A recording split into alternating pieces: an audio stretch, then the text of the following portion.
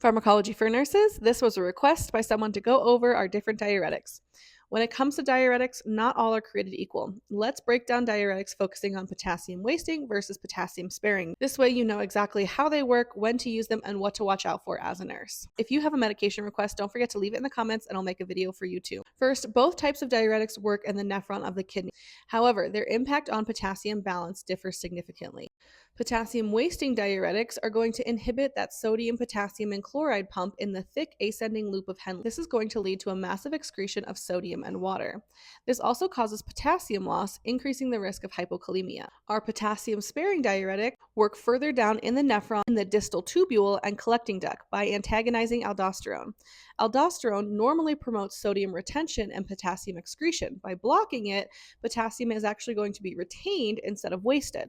Also to note, because it works farther down the nephron, the diuretic effect will be much more mild than our stronger diuretics like loop diuretics. Some things we can use these men for: well, potassium wasting diuretics can be used for acute pulmonary edema, congestive heart failure, hypertension, renal failure, and hypercalcemia. This can be an ideal medication when we need rapid and significant fluid removal, and it's also effective even in patients with renal impairment. Potassium sparing diuretics, this can be used for heart failure and cirrhosis related ascites, primary hyperaldosteronism, and hypertension. It's also often used in combination with potassium wasting diuretics to help balance those potassium levels. Some side effects of our potassium wasting diuretics, well, the first big one is hypokalemia. Watch your patients for muscle cramps, arrhythmias, and weakness.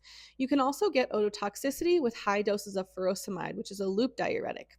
Patients can experience hypotension and dehydration, and hyperglycemia and hyperuricemia. Metabolic alkalosis can also occur due to that increased hydrogen ion excretion. Potassium sparing diuretics, they're going to actually cause hyperkalemia, which you have a risk of cardiac arrhythmias. There's also endocrine effects in medications like spironolactone because of its similar structure to steroids.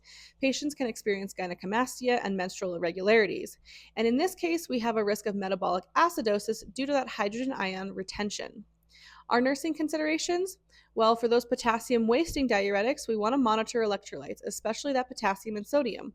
Watch for signs of dehydration and hypotension, and teach your patients to increase dietary potassium. Educate your diabetic patients on the potential for increased blood sugar, and monitor patients with a history of gout due to the uric acid retention. For our potassium sparing diuretics, monitor potassium levels closely. Avoid potassium supplements and high potassium foods.